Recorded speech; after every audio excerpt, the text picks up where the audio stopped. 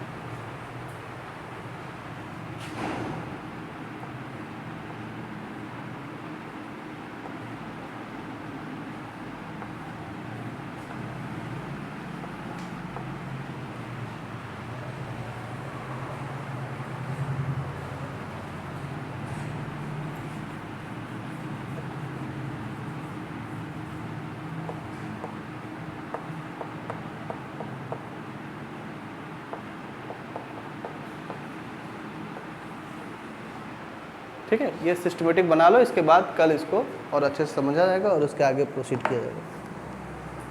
बस ये काम करना है कि जो भी चीज़ें बताई जा रही हैं उसको रिवाइज करके ही तभी आना।